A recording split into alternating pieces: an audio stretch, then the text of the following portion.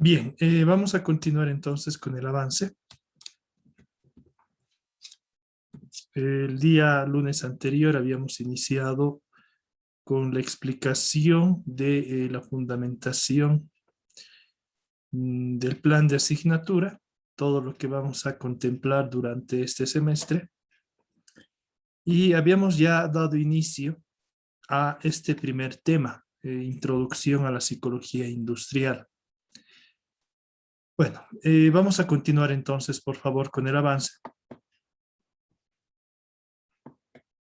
Bueno, no olviden que el desarrollo temático que se va a realizar requiere la participación de cada uno de ustedes. Entonces, siempre se les va a solicitar que participen, ya sea por una expresión a través del audio o también a través del chat que tenemos en esta plataforma.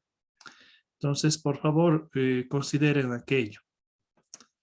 Bueno, estamos hablando del primer tema. Es un tema introductorio que podría decirse sintetiza, resume todo lo que vamos a ver durante esta asignatura. Lógicamente, como ya les había indicado, no podemos hablar de psicología industrial si antes no nos referimos a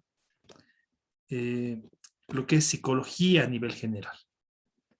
Entonces, por eso partimos así. Tenemos esa óptica deductiva, partiendo de la psicología, conociendo sus áreas de estudio, lo vamos a ver hoy, sus tradiciones, o podría considerarse como metodologías de aplicación, para luego recién observar lo que es la psicología industrial o laboral. Habíamos indicado que la psicología industrial estudia el comportamiento de un trabajador, en pocas palabras. Aquí hablar del término comportamiento es hablar de un término muy general.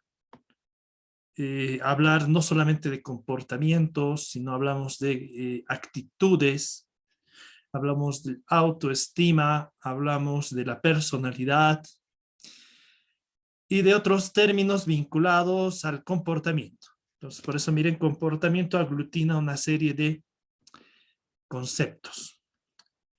Pero este comportamiento no lo analizamos de cualquier individuo, sino de un trabajador. Por eso se llama psicología industrial, nuestra asignatura. Ahora, ¿por qué? ¿Por qué estudiamos psicología industrial? Esa es la gran pregunta que nos hacemos. Y justamente estábamos dando respuesta a este interrogante la clase anterior. ¿Por qué se estudia? Entonces, no hay una respuesta universal, única. Esto, ante todo, va a venir de la práctica empírica del ejercicio de la administración, porque es donde se va a identificar qué problemas en el ámbito psicológico enfrentan los empleados de una organización. Miren, primero hemos definido que ¿por qué estudiamos psicología industrial? Primer motivo, el estrés laboral. Como les había indicado, el estrés se constituye en la principal enfermedad derivada del trabajo. ¿Y cuál es el problema? Si el estrés no generara ningún comportamiento negativo, errores y demás, obviamente, ¿para qué se lo estudiaría? Lastimosamente, esta enfermedad llamada estrés genera, como vemos aquí, errores. Errores, uno llega estresado al trabajo. ¿Qué genera? Que se olvide algunas tareas, que las realice mal y que por ese hecho tenga que repetirlas y se estrese más. Miren cómo es ese efecto cíclico. Peor aún, que ese estrés se vea reflejado en una mala atención al cliente. Eso es lo peor. Y lo vivimos continuamente. Ustedes seguramente al momento de inscribirse en la carrera, en la universidad, se han enfrentado con algún funcionario administrativo que por el estrés les ha brindado una mala atención. Entonces, miren, bueno, en el ámbito público no nos queda más que aguantar, pero ya en un ámbito privado ¿Qué genera esto a la empresa? Una mala imagen. Y adicionalmente, esto, costos, dinero.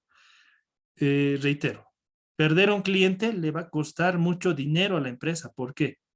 Porque según estudios, mantener a un cliente es 5 veces más barato que conseguir uno nuevo. Entonces, miren, una primera relación. Además, estos errores también representan dinero, ¿verdad? El simple hecho de realizar mal un informe, ¿qué implica? Que tengamos que utilizar más hojas, más tinta en la impresora. Mire, si bien es un ejemplo muy básico, igual representa costos, pérdida de eficiencia. Entonces, miren, un primer motivo. Estudiamos el estrés. ¿Qué genera el estrés? Esto lo vamos a ver en el tema 8. ¿Qué genera el estrés? ¿Cómo manejar el estrés? ¿Cómo evitar el estrés? Entonces, miren, todo eso lo vamos a ver en el tema 8, un modelo de manejo del estrés. Pero seguimos con la misma interrogante. ¿Por qué se estudia la psicología industrial? Otro gran motivo que les voy a describir para contratar al personal, o en todo caso, para que sea más claro, a los candidatos a un puesto de trabajo que presente la mejor actitud.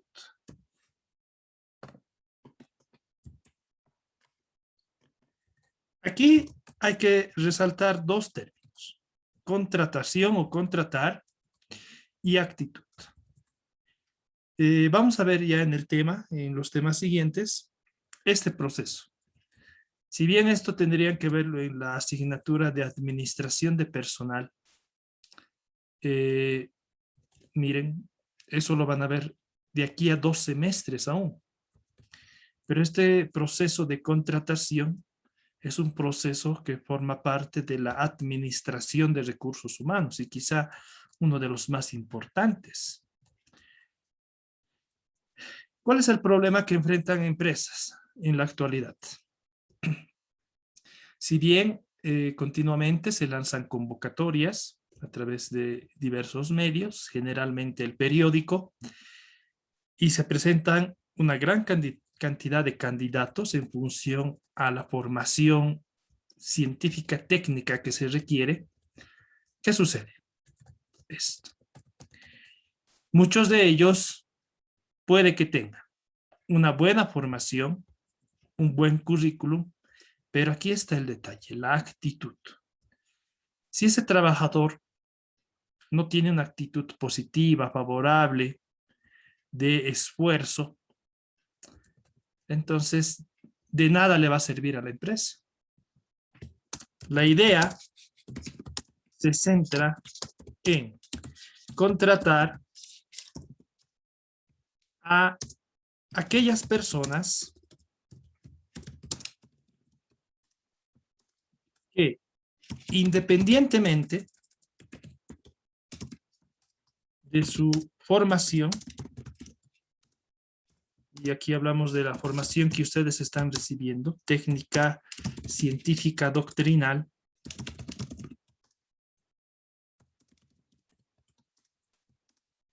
tengan, y esto es lo importante, lo voy a resaltar en mayúsculas, ganas y ansias de trabajar. Entonces, ahí está el detalle. ¿Y cómo se logra esto? Con la psicología industrial. Porque aquí estudiamos esto, la actitud de las personas. ¿Por qué tiene cierta actitud? Entonces, ejemplo, en los bancos, seguramente ustedes tienen familiares en los bancos, hermanos, hermanas, algún familiar, amigos, conocidos. Y si alguna vez les comentan cómo es el proceso de selección, les van a comentar que ellos realizan pruebas. Una infinidad de pruebas, iniciando de la prueba curricular, una evaluación curricular, hay una entrevista, pero adicionalmente ahora los bancos aplican una serie de tests que miden justamente esto, la actitud que tiene cierto individuo. Estos son los exámenes psicotécnicos. Los vamos a ver después, primero en este mismo tema y luego en otro tema los vamos a desarrollar. Entonces, miren, otro motivo. Miren, este factor de la actitud directamente está vinculado con lo que es psicología laboral o industrial.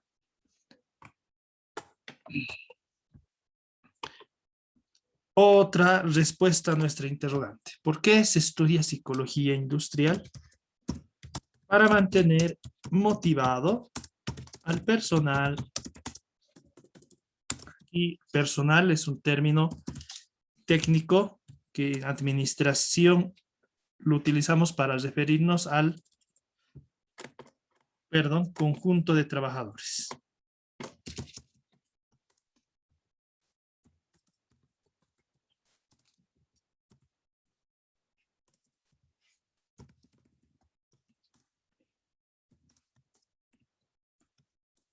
Ese es otro objetivo de por qué estudiamos psicología industrial. Si el personal, ya ahí explico el término, si el personal está motivado, y esta motivación, ¿en qué se plasma? Está contento, recibe recompensas por su esfuerzo, cuenta con los recursos necesarios. Miren, por ejemplo, este es un problema que vemos en el ámbito educativo. No todos cuentan con los recursos necesarios para aplicar esta modalidad educativa, ni los mismos docentes. Entonces, ¿qué genera eso? Lo contrario a motivación o estar motivado, que es desmotivación. Entonces, si el personal está motivado, lo que se refleja en que está contento, recibe recompensas por su esfuerzo, cuenta con los recursos necesarios, lógicamente presentará un buen desempeño en las tareas que realice, dependiendo, ¿verdad? A su formación, a la convocatoria, al puesto al que se ha presentado. Lo contrario va a suceder si está desmotivado. Lo contrario sucederá si está desmotivado.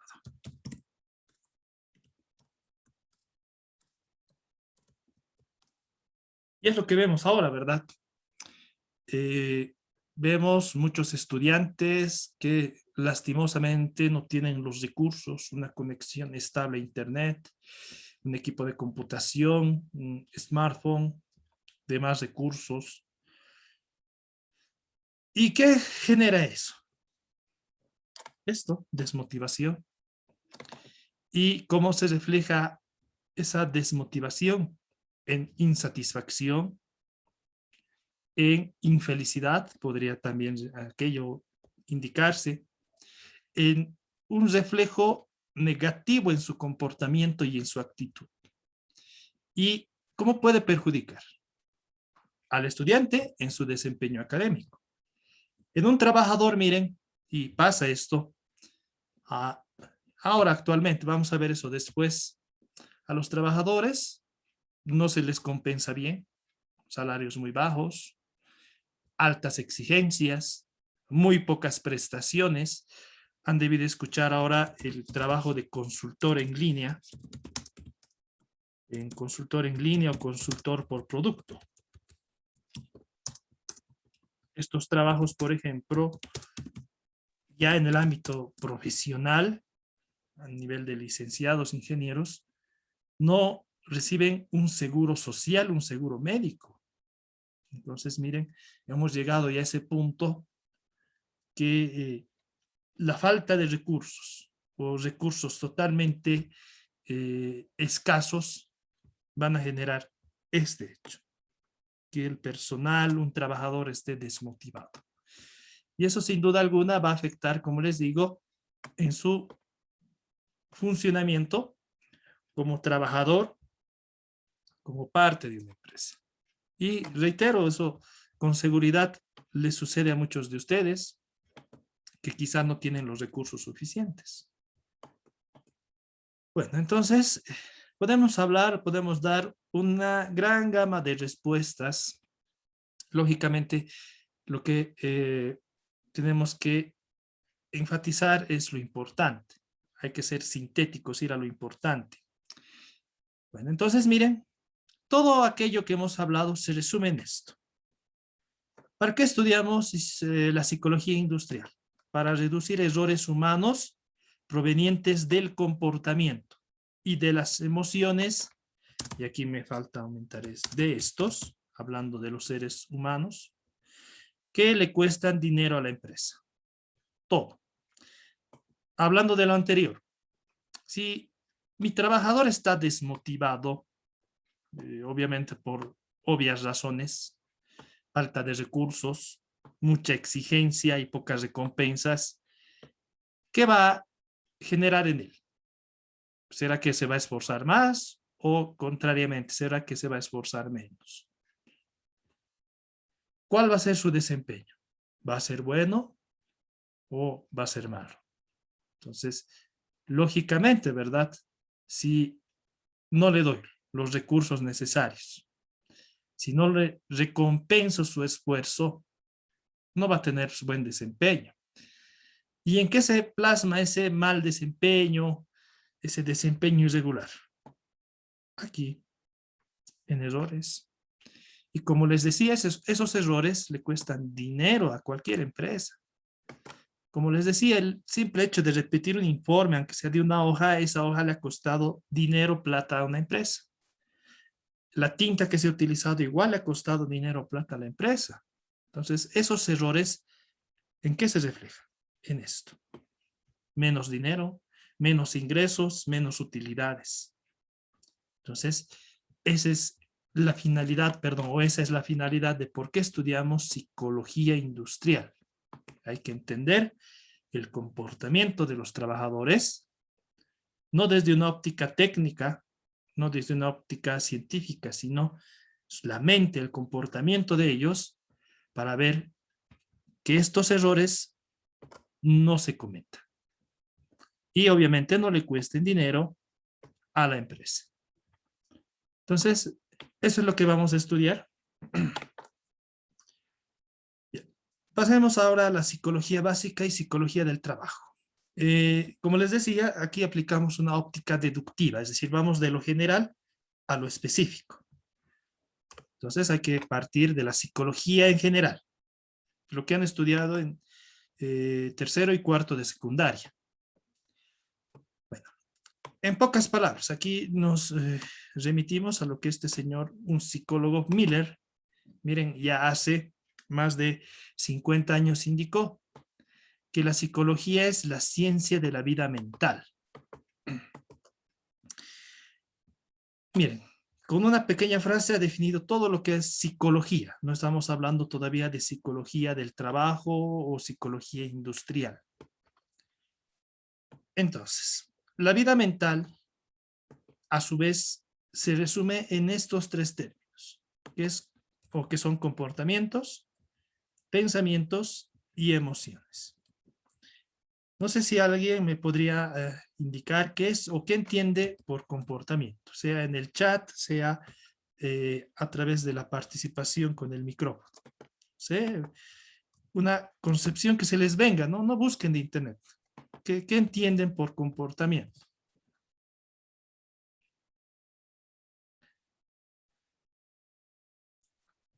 Cualquiera, no hay problema. ¿Qué entendemos por comportamiento?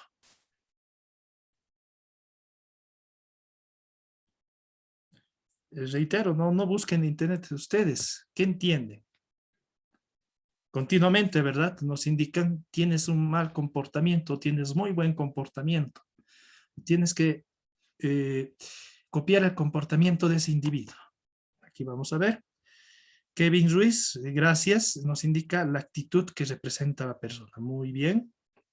Término a resaltar la actitud. Perfecto, gracias Kevin.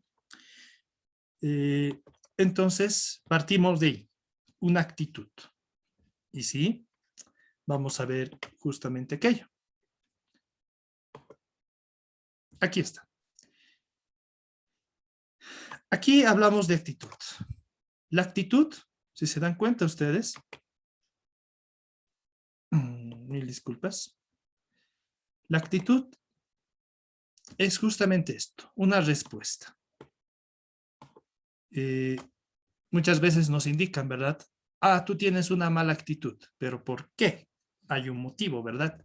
Esa actitud se convierte en una respuesta ¿de qué? De la presencia o ausencia de un estímulo. Como les decía, si pongamos el ejemplo de ustedes como estudiantes. El estímulo puede ser una recompensa económica, generalmente. ¿A qué? A que, digamos, ustedes tengan un buen desempeño académico. Aprueben todas sus materias, además con muy buenas notas. Entonces, si hay un estímulo que sus padres les indican, hijo, hija, tuviste muy buen desempeño, entonces te voy a dar una recompensa. Ese es el estímulo, la recompensa. Si el estímulo es bueno, entonces mi respuesta, mi actitud va a ser favorable. Y eso se va a reflejar aquí en el comportamiento. Contrariamente, si yo me esfuerzo como estudiante, pero no recibo este estímulo, no me dan ninguna recompensa, entonces, lógicamente esa respuesta va a ser negativa. Mi comportamiento, mi actitud va a ser negativo. Entonces, muy bien, gracias por la aportación. Este comportamiento, hay que indicar, puede ser consciente o inconsciente. Es decir, la respuesta consciente estamos seguros de lo que vamos a realizar, de esa actitud, de esa acción negativa o positiva que vamos a realizar, o inconsciente. Y aquí está el detalle. Aquí entra la parte psicológica. El investigar, por ejemplo, vamos a ver la teoría del psicoanálisis, la tradición psicoanalista. Entonces ahí vemos, por ejemplo, el it o el ello, ¿verdad? La inconsciencia. Entonces, miren, este comportamiento puede ser consciente o inconsciente. Algo que el ser humano lo tiene oculto, pero que por la falta del estímulo y por esa respuesta negativa ha surgido. Voluntario e involuntario. Aquí hablamos de lo involuntario, reitero, de aquello que el ser humano lo tiene bien escondido, ¿verdad? Como todos siempre tenemos, no sé, algún comportamiento que no se puede expresar. Eso lo vamos a ver después, por favor, en la teoría psicoanalítica. Todos tenemos algo que nos lo ocultamos, nos lo guardamos, pero en algún momento, por falta de estímulos, ¿qué sucede? Damos esa respuesta, inconsciente o involuntaria. Entonces, eso es un comportamiento, una respuesta por la presencia, ausencia o por la intensidad o tipo de estímulo que recibimos. Aquí podríamos haber complementado aquello. Y que esta respuesta puede ser consciente o inconsciente, o voluntaria o involuntaria. Bien, vamos a los pensamientos. Todos, lógicamente, desarrollamos un pensamiento acerca de un tema en específico. Como nos indica aquí, la definición abarca un flujo de ideas y asociaciones que pueden llevar a conclusiones lógicas. Bien. ¿Qué hay que rescatar de aquí? Lo que les decía. Yo puedo, en este caso, crear un tema de debate. Puedo lanzarles una pregunta a todos. ¿Qué piensa de la educación virtual? Lógicamente, no todos van a tener la misma percepción, ¿verdad? No todos van a pensar de la misma forma, ¿o me equivoco? Algunos dirán, no es un método bueno, pero nos vemos obligados a realizarlo o a adaptarnos a él. Otros dirán, puede complementarse con la educación presencial. Otros dirán, es muy buena la educación, ¿por qué? Porque me permite trabajar. Entonces, miren, no todos vamos a tener el mismo pensamiento, ¿verdad? No todos, nunca. Nunca va a suceder que el mundo concuerde o tenga un mismo pensamiento acerca de cierto tema. En este caso, hablando de la educación virtual. Nunca. Entonces, como psicólogos y en sí, como psicólogos del trabajo, estudiamos esto. ¿Qué pensamiento va a tener mi trabajador acerca de una política, de algún reglamento que yo voy a establecer en mi empresa? ¿Lo va a aceptar? ¿No lo van a aceptar? La mayoría lo aceptará. Entonces, por eso estudiamos el pensamiento. Y finalmente, las emociones. Podríamos decir que son reacciones psicofisiológicas que representan modos de adaptación del individuo cuando percibe un objeto, persona, lugar o suceso, o recuerdo importante. Término a resaltar, reacción psicofisiológica. Esa es una emoción, ¿verdad? Ejemplo, cuando nos encontramos con un amigo, amiga, compañero, compañera de escuela, de educación primaria, secundaria, de tiempo. Entonces, ahí reflejamos una emoción. Generalmente, en ese caso hipotético que les planteo, de felicidad. Una emoción negativa y las evidenciamos, ¿verdad? Más que todo con este virus que ha afectado la salud y ha provocado el fallecimiento de muchos familiares. Nos dan esa lamentable noticia de que algún familiar, amigo ha fallecido. ¿Qué emoción tenemos? Obviamente una emoción negativa, tristeza, si lo recordamos, melancolía. Entonces, a eso llamamos emociones. ¿Por qué los estudiamos en psicología del trabajo? Porque las emociones que tenga un trabajador, como habíamos visto, se van a replicar en el centro de trabajo.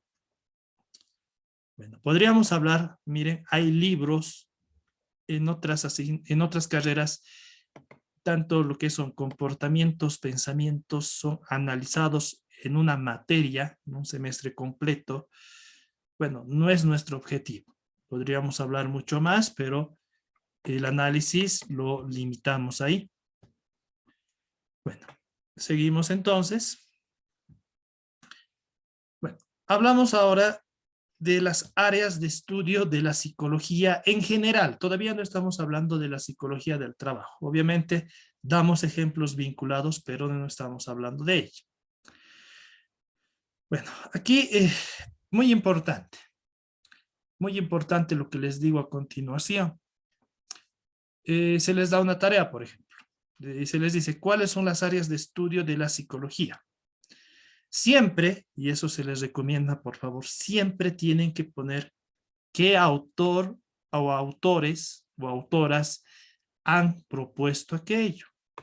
Lastimosamente, les damos tareas, ya, colocan todo muy bien, pero ¿quién lo ha dicho? Porque esta es una apropiación doctrinal.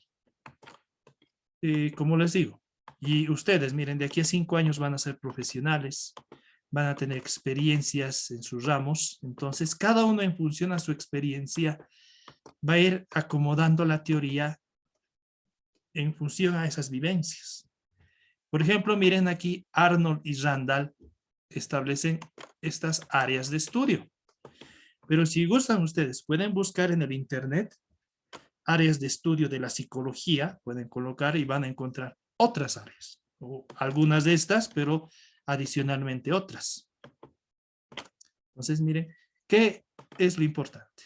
Esto, que ustedes indiquen según Arnold y Randall. Entonces ya saben que estos expertos han establecido esta apropiación doctrinal. Eso es muy importante. en cualquier tarea. Miren, yo no sé, les voy a dar tareas, pero les digo, para toda su formación, esto es importante. Los mismos docentes van a decir bibliografía, bibliografía. Entonces, aquí está. Siempre, siempre consideren quién ha establecido cierta definición, cierta clasificación. Muy importante. Ya estamos hablando de educación universitaria. Obviamente, en la educación secundaria también tendrían que haber operado de esa forma. Bueno, entonces, miren, tenemos aquí, según estos dos autores, 5 áreas de estudio. Las vamos a ver de manera rápida. No quiero aburrirles. Bien, psicología fisiológica, la primera área de estudio. ¿Qué estudiamos aquí? Relación entre mente y cuerpo. Las sensaciones, si se podría decir. Con mi persona no van a llevar sensaciones, eso lo van a llevar muy bien en Mercadotecnia 3, en el 6º semestre. Sensaciones, es decir, cómo procesa el cerebro algún olor que percibo, alguna cosa que yo toco, algo que escucho, un sonido que escucho. Entonces, a eso se refiere. Eso estudia la psicología fisiológica. Y para ser más precisos, ¿qué me causa a mí, por ejemplo, escuchar cierta música? Escuchar cierta música puede causarme ¿qué? Alegría o tristeza. De la misma forma, ver cierto comercial, ver cierta acción en la calle puede provocarme a mí alegría o tristeza, ¿verdad? Con la música más que todo vemos esto. La música la percibimos a través del sentido del oído. ¿Y quién procesa la información? El cerebro. Entonces, ¿cómo procesa? Y cómo esa música afecta nuestro estado anímico es estudiado por la psicología fisiológica. Aquí vemos mucha intervención de la psicología clínica. O psicología clínica, claro, lo que se estudia en para aquellas personas que tienen un daño severo en su mente, para ser más claros.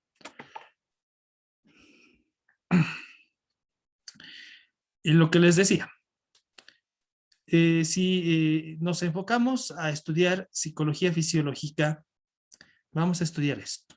La actividad cerebral asociada con determinadas conductas, pensamientos y emociones. ¿Qué genera? Reitero, como les decía, ¿qué genera una emoción negativa? La música, la visión de algún evento, un olor. Entonces, miren, aquello que se percibe del entorno, ¿cómo afecta a esto? A la actividad cerebral y obviamente a la conducta, pensamiento y emociones. Simplemente eso es el estudio de la psicología fisiológica. Ahora, todo lo que es psicología, todo lo que vamos a ver, en cierta medida se vincula con la administración de empresas en general. Todo. Ante todo se aplica al área de recursos humanos, lo que es nuestro estudio complementario a la psicología industrial, y al marketing. Eso se estudia, o la psicología aplicada al marketing es el comportamiento del consumidor. Eso lo van a estudiar en Mercadotecnia 3. Y aquí está. Aquí vemos un pequeño pantallazo de cómo el estudio de la psicología fisiológica puede aplicarse a la administración de empresas. Y aquí vemos el neuromarketing. Quizá algunos de ustedes han escuchado de este término, se maneja mucho ahora, el neuromarketing. ¿Qué es el neuromarketing? Y aquí hay que tener cuidado. No es un estudio que se realiza a través de simplemente recopilación teórica. Como ustedes pueden observar, en el neuromarketing lo que se hace es, como vemos en la imagen de la derecha, colocar sensores en la cabeza de un ser humano.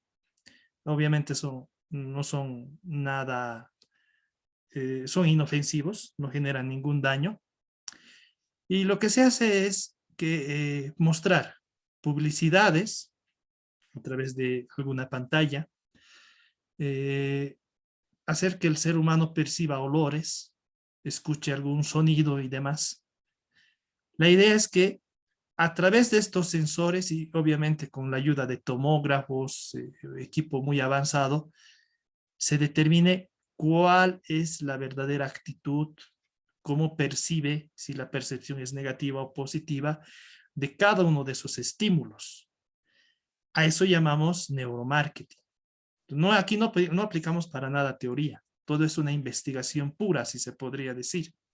Se realiza en un laboratorio con asistencia profesional, asistencia de recursos tecnológicos. Entonces, y los resultados son sujetos a manipulación. Por eso es un experimento puro.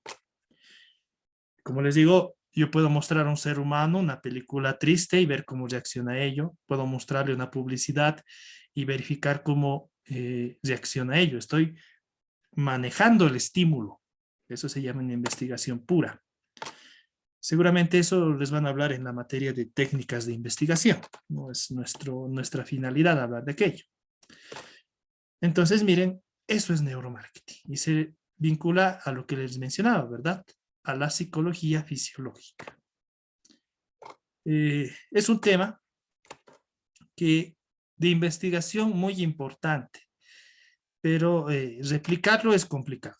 Replicarlo es complicado. Más que todo, la investigación tendría que centrarse en determinar cuál es la aplicabilidad en una región o el conocimiento que se tiene de esta estrategia. Aplicarlo, si se han dado cuenta, es carísimo. Por eso en Bolivia, creo, casi ninguna empresa debe aplicar eso. Vamos a otra área de estudio, la psicología cognitiva. ¿Qué estudia? Estudia el funcionamiento cognitivo o los procesos de pensamiento.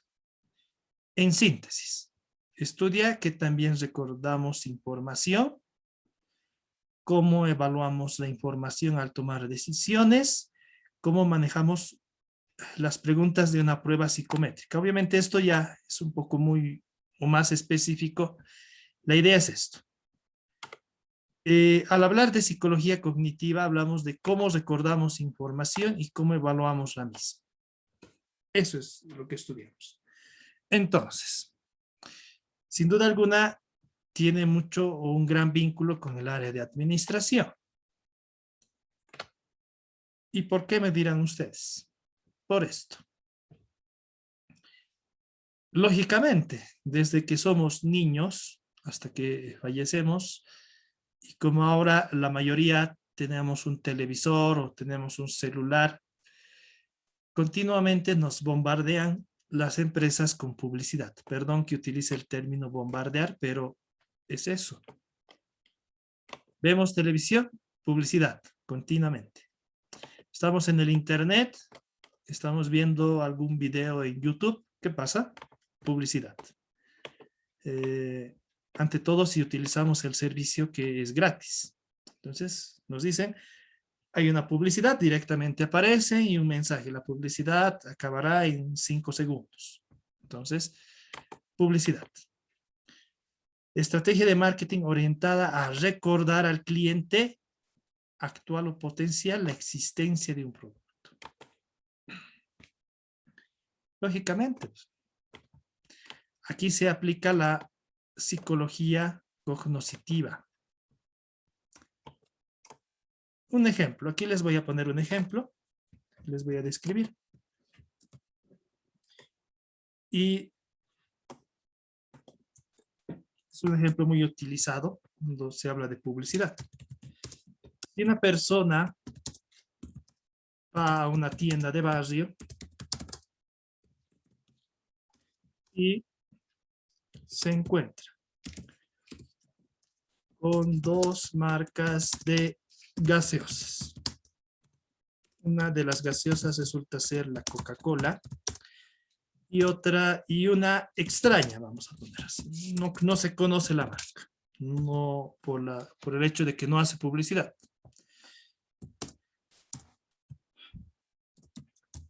¿Cuál gaseosa comprará el cliente y el precio es el mismo de ambas gaseosas?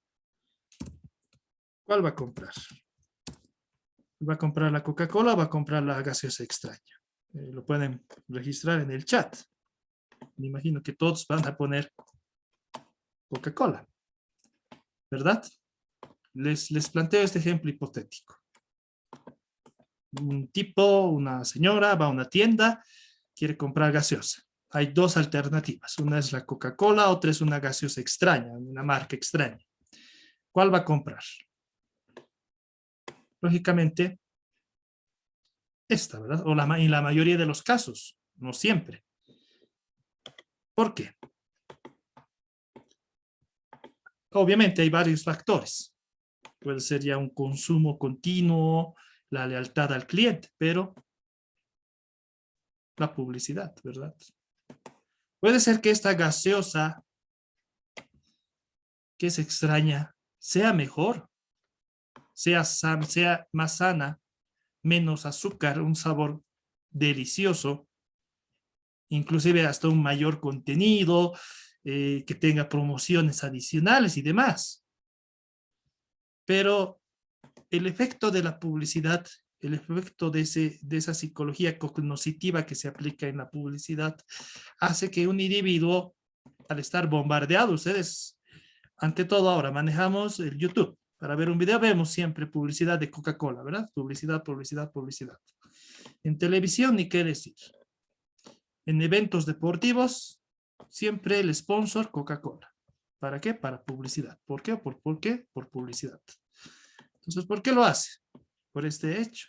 Puede ser que el otro producto sea bueno, mejor, pero por el efecto de la publicidad, por el recuerdo que genera en nuestra mente, ¿qué elegimos? Generalmente, reitero, no siempre, generalmente, la Coca-Cola.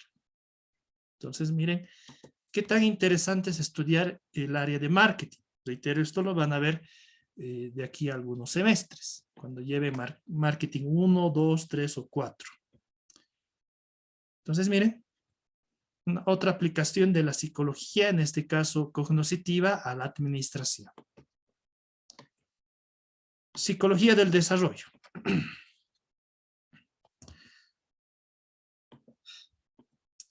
Como se muestra en la diapositiva, esta psicología o esta área de estudio de la psicología, para ser más precisos, se enfoca en cómo la gente crece y cambia psicológicamente. Es decir, estudia, por ejemplo, el comportamiento de los seres humanos cuando son bebés, niños, adolescentes, jóvenes, personas adultas, ancianos. Entonces, lógicamente, ¿verdad? El comportamiento, si bien va a tener un elemento único y que se va a mantener hasta la muerte del ser humano, va a tener otros elementos que van cambiando a medida del tiempo. El ejemplo de el hecho de ser valiente. Generalmente el joven y el adulto destacan por ser valientes, muchas veces. El hecho de la nostalgia. Vemos la nostalgia ante todo en personas mayores o adultas. Entonces, miren, eso estudia la psicología del desarrollo. ¿Qué es lo que nos interesa? Cómo esta psicología se vincula al área administrativa, al área de administración de empresas. Esto lo van a ver igual en marketing. Es un área de estudio en sí, si se podría decir, la segmentación de mercados. Actualmente esto se llama el targeting. Entonces, lo que hacemos es justamente aquello con la psicología del desarrollo, segmentar mercados en función a edades ante todo. Claro ejemplo de esto. CBN Potosina, cualquier empresa que fabrique la cerveza. Miren, necesaria y obligatoriamente estas dos empresas entre las miles de cerveceras que hay en Bolivia y en el mundo, tienen que definir un segmento de clientes. Tienen que adaptarse a esa psicología del desarrollo. Entonces, miren, los clientes de la CBN, de la Cervecería Nacional Potosí, no van a ser todos, ¿verdad? No pueden ser sus clientes menores de edad, niños, jóvenes menores de 18 años. Entonces, su segmento será personas mayores, en todo caso, para ser más específicos, hombres y mujeres mayores de 18 años que tengan el gusto o preferencia de libar cerveza. Ya está. O bebidas alcohólicas con pequeño grado alcohólico. Eso se llama segmentar. Se van a acordar de mí. En marketing, siempre. Trabajo segmentar, segmentación. Entonces, miren, aquí aplicamos psicología del desarrollo. Como ven, aquí yo no puedo forzar a niños a consumir cerveza. Tengo que adaptarme a un segmento de clientes, en este caso, mínimamente a las personas mayores de edad. Y tampoco voy a forzar a todas, ¿verdad? Por algo aquí coloco que tienen preferencia o gusto de beber cerveza u otras bebidas alcohólicas. Entonces, miren, aquí yo aplico esa psicología del desarrollo. Es decir, adapto o tengo que adaptarme como empresa a qué tipo de cliente voy a dirigir mi producto y cómo va a reaccionar ese cliente. A eso me voy. Imagínense que las cervezas sean dirigidas a todos los clientes, a todo el público, a todas las edades. Lógicamente, primero van a tener problemas gubernamentales por incumplir la norma, pero también problemas de no ser aceptado por clientes que no están dentro de su segmento y dentro de, como les digo, ese desarrollo psicológico que viene con la edad. Aquí también vemos el hecho de la responsabilidad, ¿verdad? Por eso es que las bebidas se venden a mayores de 18 años. Entonces, miren, otra gran aplicación de la psicología del desarrollo. Luego tenemos la psicología social. Otra área de estudio. Muy importante. ¿Por qué dirán ustedes? En síntesis, indicamos que esta área se ocupa de cómo nuestros comportamientos, pensamientos y emociones afectan y se ven afectados por otros individuos. Aquí les lanzo esta pregunta. Obvio, no es necesario que responda, pero ¿a qué me voy? A la esencia. Pregunto, mi comportamiento, hablando de mi persona, y ustedes pueden hacerse la misma pregunta, mi comportamiento, preferencias y actitud, entre otros aspectos, será la misma cuando me encuentro solo que cuando me encuentro con mis amigos, compañeros, colegas de trabajo. En algunos casos sí, puede ser que la respuesta sea afirmativa, pero en otros casos, y los estudios dicen que en la mayoría va a ser la respuesta negativa. Es decir, que cuando un individuo está solo, realmente va a expresar sus verdaderas emociones, actitudes, preferencias. Pero ya cuando está con amigos, compañeros, colegas y en sí con un conjunto de personas, no va a realizar aquello. Entonces, miren, eso es lo que estudia la psicología social. Ustedes están llevando la asignatura de sociología, ¿verdad? No sé quién estará de docente ahora. Antes era el licenciado Ramón, el licenciado Marco Quichu, ahora creo que hay otros colegas. Y justamente estudiamos eso en sociología, lo que es psicología social, el comportamiento del ser humano en sociedad, en un conjunto de personas. ¿Cómo aprovechamos nosotros como empresarios esto? Aquí tenemos una imagen que nos muestra claramente esto, la imitación de hábitos de compra y consumo. De esa forma aprovecha la psicología social, el empresario para esto. Los hábitos de imitación que muchas veces vienen de lo que habíamos mencionado. Cuando yo estoy en sociedad, cuando estoy con un grupo de amigos, generalmente, no siempre, imito sus hábitos de compra. No solamente aquí es un ejemplo vago de la vestimenta, en todo. Alimentación, bebidas, música y demás. Entonces, reitero, como administrador lo que hacemos es aprovechar esto. La idea es influir en algunos miembros del grupo para que ellos influyan en los demás. Esa es la idea. Entonces, por eso vemos, reitero, si ustedes se han dado cuenta, aunque ahora ya esa tendencia se está perdiendo, la producción en masa de ropa, ¿verdad? Siempre vemos producción en masa de ropa. Si bien hay intentos de producción personalizada, resulta para ciertos segmentos de mercado. Hemos visto ya que es segmentación para ciertos segmentos, pero en general, si se han dado cuenta, ¿qué hacen las grandes empresas? Producen en masa, lo lanzan al mercado y hacen esto, que las personas imiten hábitos de compra y consumo de otros, sus amigos, familiares y demás. Entonces, miren, no podemos decir que la psicología en general está exenta de la administración. Todo esto, si se han dado cuenta, la mayoría de los casos están vinculados, al área de marketing. Eso lo van a ver, reitero, cuando lleven Mercadotecnia 3. Nuestro objetivo por el momento es centrarnos en psicología industrial. Bueno, y para finalizar esta parte de áreas de estudio de la psicología, hablamos de la psicología de la personalidad.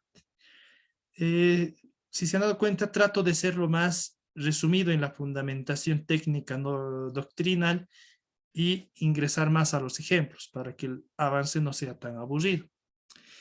Si hablamos de la psicología de la personalidad, hablamos de estudiar justamente eso, la personalidad, los rasgos. Vamos a ver después la teoría de los rasgos, que nos indica que generalmente todos los individuos del mundo se clasifican entre 5 grandes grupos de personalidad.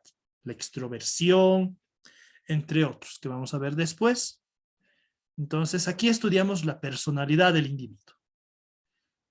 Esa personalidad va a establecer sus gustos, sus preferencias, sus hábitos de consumo, su comportamiento individual o grupal de compra, su comportamiento individual o grupal dentro del trabajo. Entonces, miren, ahí estudiamos la psicología de la personalidad. ¿Y por qué? En el ámbito de la administración, ¿por qué? Aquí en la imagen que les presento, reflejo lo que quiero decirles. Si una persona X tiene una personalidad extrovertida, es una persona que le gusta expresarse, generalmente va a tener hábitos de compra muy distintos, generalmente, no siempre, a personas de un carácter introvertido, que generalmente no les gusta expresarse de manera libre, son más cerrados, si se podría decir. Y sin duda alguna eso, como pueden ver ustedes, genera que los hábitos de compra estén condicionados por esa personalidad, empezando de la vestimenta, empezando de las preferencias. Claro, no siempre va a ser así, pero generalmente se maneja esos ejemplos. Entonces, miren, esto es aprovechado sin duda alguna por los empresarios. Si yo voy a ser un empresario de la industria del entretenimiento, es amplio, sector en sí sería del entretenimiento, música, bebidas alcohólicas y otros. Lógicamente, mi segmento va a ser las personas extrovertidas ante todo. Contrariamente, si mi industria es una industria de los libros, la literatura en general y otros aspectos, mi segmento de mercado va a ser otro. Entonces, miren, como les decía, la administración va de la mano con la psicología. ¿Por qué? Porque como se han dado cuenta con esos pequeños ejemplos, se estudia el comportamiento, la mente en sí de los clientes, de los trabajadores, con el motivo de que en función a los resultados obtenidos de ese estudio se apliquen estrategias. Como vemos aquí, estrategias de segmentación para atender de manera adecuada a ciertos segmentos, estrategias de publicidad para vencer a la competencia y demás. En síntesis, según los autores que habíamos mencionado, ¿verdad? Arnold y Randall, estas son las áreas de estudio de la psicología. Lógicamente, estas se vinculan con áreas de psicología aplicada, estudios mucho más específicos. La psicología del trabajo, que es lo que estamos estudiando, la psicología clínica, la que se aplica en los centros para aquellas personas que tienen un daño mental severo, los manicomios, para ser más precisos, la psicología de la educación, ¿verdad? Tenemos a los profesionales psicopedagogos, ellos se especializan en esto. La psicología legal, la psicología del deporte, entre otras. Entonces, miren, podríamos hablar de cada una de estas áreas de psicología aplicada, pero tiempo y además que no es nuestro objeto de estudio. Ahora vamos a ver otro aspecto. Las tradiciones en psicología. Ahora, aquí, por favor, no quiero que malinterpreten el término tradición. Tradición, desde una óptica general, recuerden ustedes, es un conjunto de normas, ¿verdad? Un conjunto de normas que regulan el comportamiento de los ciudadanos. Claro que estas normas no son impositivas, imperativas, no. Son normas que se comparten desde culturas prehispánicas. Esa es una tradición. Prehispánicas o que van desarrollándose a través del tiempo. Esa es una tradición de forma general. Pero aquí en psicología a una tradición la consideramos de otra forma. Como vemos aquí, es un conjunto de supuestos acerca de entidades y procesos de un dominio de estudio. Así como, y aquí está la expresión importante, un conjunto apropiado de métodos que se utilizan para investigar los problemas y construir las teorías de ese dominio. Esto es una tradición. La metodología, el dominio de estudio. Eso es lo que vamos a ver a continuación. Y en cada presentación voy a ir resaltando cuál es justamente la metodología que aplica cierta tradición psicológica. Y paulatinamente les voy a explicar en qué se diferencian o cómo se diferencian estas tradiciones basándome justamente en esta afirmación. Entonces, eso es lo que vamos a ver a continuación. Esa es una tradición en psicología. Un dominio de estudio y un conjunto apropiado de metodologías o métodos. Obviamente, para estudiar la psicología. Bien, vamos a entrar a esta tradición. Tradición psicoanalítica. Bien, esto y con seguridad lo han llevado en la materia de psicología, en la educación secundaria.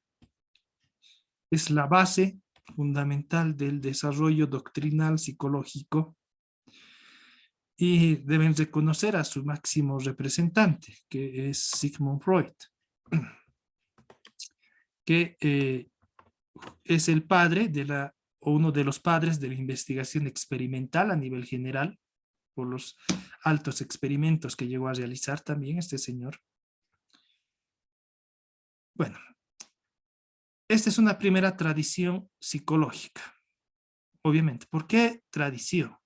Porque tiene una determinada metodología de intervención o de estudio y por lo que estudia. Si ustedes observan, la metodología de intervención aquí es una entrevista o intervención directa. Cuando queremos estudiar la psicología siguiendo la teoría o tradición psicoanalítica, el psicólogo obtiene información del paciente de esta forma, a través de una entrevista o intervención directa. No hace una observación en este caso del paciente, perdón. No le aplica un test, por ejemplo, sino una entrevista. Como vemos aquí, ¿verdad? Es lo que generalmente vemos en programas de televisión y demás. El paciente va, se recuesta en un sofá y el psicólogo empieza con una serie de cuestiones. Como digo aquí, entrevista al paciente. Va haciendo algunas preguntas, recibiendo las respuestas del paciente. Entonces, ahí está el núcleo del análisis psicológico. Una entrevista, una intervención directa también es el término correcto. ¿Cuál es el núcleo central de estudio o por qué se aplica la tradición psicoanalítica? ¿Qué se busca ante todo? Uno aplicando esto puede identificar problemas actuales, problemas pasados y demás. Pero ante todo, esta tradición se centra en esto, en estudiar las facetas de la psique. Seguramente esto se deben acordar ustedes. Se avanza bastante en psicología a nivel secundario. Freud indicaba que el funcionamiento psicológico de un individuo se clasifican en 3 niveles de la psique, del comportamiento. El ello, o lo que también se llama técnicamente it, el yo y el superyo. Seguramente les está viniendo ya a la mente estos 3 términos. Y ahí miren, estamos viendo cómo es la psicología cognoscitiva. El hecho de decir el ello o el it, el yo y el superyo, seguramente ya les están trayendo esos conocimientos que han adquirido en la formación secundaria. Bueno, ¿qué indicaba el señor Freud, como se quiera indicar? Que como seres humanos tenemos ciertas fuerzas instintivas de todo tipo. Aquí hablamos de sexo, agresión, pero puede ser de todo tipo, que se manifiestan fuera de nuestra conciencia. Todos los seres humanos tenemos esto. Tenemos un instinto que no lo podemos expresar de manera libre. Y esto está representado por el ello. Es la fuerza instintiva. Se basa en la búsqueda del principio de placer, la gratificación y la quiere ahora. Aquí vemos la expresión de agresividad ante todo que tenemos los seres humanos, expresiones de envidia, expresiones de soberbia y demás. Eso está aquí en el hecho. Pero, ¿cuál es la idea? Que estas expresiones están ocultas y generalmente se mantienen así. Porque si uno las expresa, ¿qué sucede? Sucede que estas no son socialmente aceptables y tampoco son aceptables según normativas. Entonces, literalmente, yo no puedo ir y agredir a quien se me dé la gana, ¿verdad?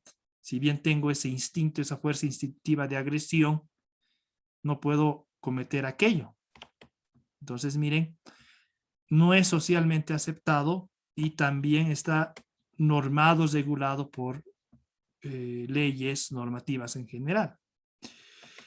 Luego está el yo. ¿Qué hace el yo? Lo que hace es regular esos deseos del it o del ello a actos, como vemos aquí, socialmente aceptados.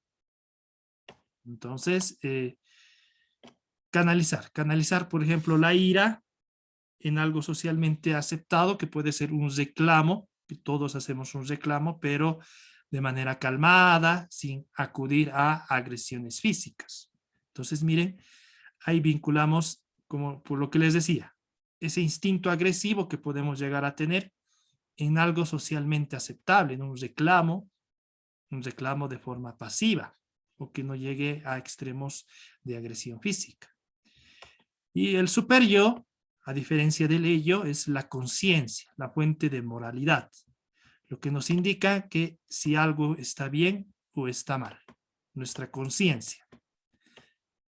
Ahora, obviamente estos son conceptos que ustedes los han estudiado de manera profunda en su educación secundaria.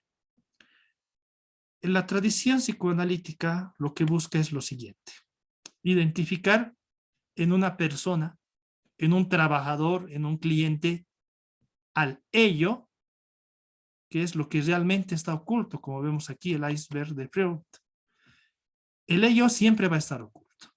Es como les digo, generalmente aquellas personas que están dañadas psicológicamente son las que expresan de manera deliberada ante otros seres el ello, pero luego siempre está oculto. Entonces lo que hacen los psicoanalistas es justamente estudiar esto, al ello a través de este tipo de intervenciones. Obviamente hay cuestionarios que están debidamente estructurados y a través de ello, a través de una intervención directa entre, en este caso, el psicólogo y su paciente, se logra identificar esto, el ello. ¿Cuáles son las fuerzas instintivas cuya represión pueden estar llevando a que, por ejemplo, una persona se siente estresada, se sienta ansiosa o cometa algunos actos indebidos o socialmente inaceptados? La idea es buscar qué es el ello para un individuo: agresión o, como hemos visto, deseos sexuales. Esa es la idea de la teoría psicoanalítica. Para este psicólogo, miren aquí, resumo todo lo que les he indicado. Para entender a un individuo es necesario hacer conscientes los conflictos inconscientes. Es decir, conocer cuál es el instinto, cuáles son las fuerzas instintivas que mueven a cierto individuo. Freud creía que casi ningún comportamiento es en verdad accidental. Es decir, si yo, por ejemplo, yo he agredido a alguien, esto no ha sido accidental. Aunque yo pueda indicar si ha sido accidental y demás, este psicólogo indica que no, para nada es accidental, sino que proviene de aquí, de la inconsciencia, del ello, de ese deseo generalmente agresivo que tiene un ser humano, que no lo puede expresar libremente. Y que, claro, ante un momento de inconsciencia, de alto estrés, por ejemplo, lo expresa. O ante el estímulo de algunos estupefacientes, generalmente el licor o las drogas, lo expresa. Entonces, miren, eso es lo que estudia la tradición psicoanalítica. ¿Qué tenemos que resaltar de aquí? Esto, la metodología. Si yo aplico una metodología psicoanalítica, así tengo que realizar mi estudio. Es decir, si soy psicólogo, si soy gerente, en todo caso, de una empresa, y voy a aplicar esto, que es ideal en pequeñas empresas, esta es la forma de intervención. Una entrevista directa, una intervención directa, con preguntas que me permitan identificar o obtener la información que necesito. Bien. Luego tenemos la tradición de la teoría de los rasgos. Ya les había hablado, ¿verdad?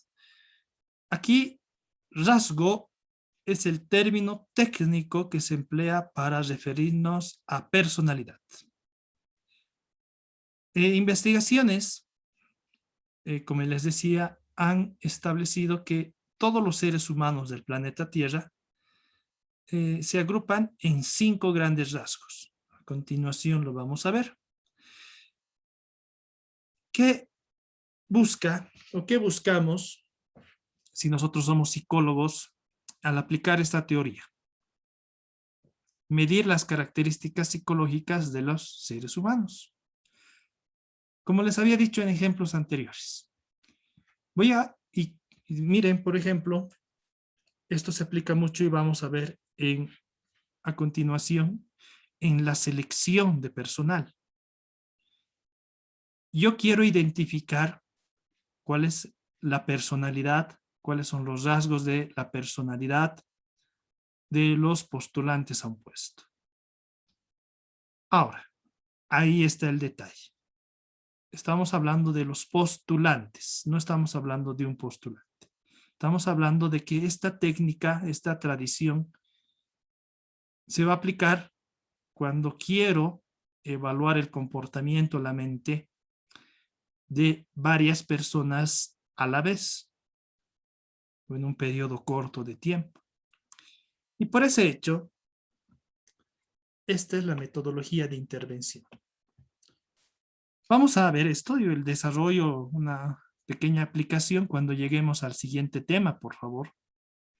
Todo lo que vemos en este tema simplemente es de fundamentación. Pero con seguridad alguna vez ustedes han aplicado un test de personalidad. Es algo común ver en el internet, ¿verdad? Tests de personalidad. Hay tests bastante resumidos ahora. Es cuestión de minutos para resolverlos. ¿Cuál es el objetivo? Identificar la personalidad que tiene un individuo. Aquí tenemos. Mire, si bien existe una infinidad de personalidades, como les decía, investigaciones han logrado reunir estas en solamente 5. La extroversión, es decir, aquellos individuos que son sociables, que son confiados. El neuroticismo, aquellos individuos contrarios a los anteriores, inseguros, ansiosos. La afabilidad, aquellos individuos cooperativos que ayudan sin esperar algo a cambio. La escrupulosidad, aquellos individuos tenaces que nunca van a rendirse. Y la apertura a la experiencia, aquellos individuos que tienen apertura a la experiencia, que son curiosos, que siempre están indagando el porqué de las cosas. Entonces, no vamos a ver aquí esto de manera profunda. En el tema 2 sí lo vamos a ver, los tipos de personalidad. Bueno, vamos a quedar aquí. Vamos a quedar aquí, por favor. No sé si tienen alguna consulta. Les voy a dejar el tema, por favor. Y ya en la siguiente clase voy a realizar algunas consultas para que la clase sea mucho más participativa. Lógicamente, este primer tema es un tema de fundamentación. Entonces, no hay tanta aplicación. Entonces, ya desde el tema 2, sí vamos a ver algunos ejercicios aquí, algunas aplicaciones mucho más precisas, que sin duda alguna van a provocar que el desempeño o el desarrollo de cada clase sea favorable. Bueno, entonces, primero, en el chat, por favor, vayan registrando sus nombres completos. Segundo, esta noche les voy a enviar al grupo de WhatsApp un enlace a una clase de Classroom que he creado y donde van a estar los temas que estamos desarrollando, en este caso el primer tema. Entonces, por favor, miren ya, gracias, son ya 5 personas, 6 que han registrado sus nombres. Por favor, vayan realizando aquello. No tengo planillas, miren, ya son 2 semanas que inició el semestre, no tenemos planillas. Entonces, por favor, vayan registrando sus nombres en el chat. Y reitero, esta noche les envío ese enlace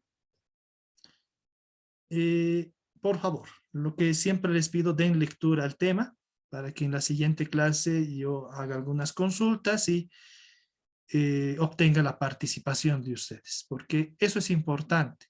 En la mayoría de las asignaturas que van a cursar ahora y de aquí en adelante es una metodología participativa, muy importante. Bueno, entonces, gracias por su atención, por el esfuerzo que hacen al estudiar en esta metodología.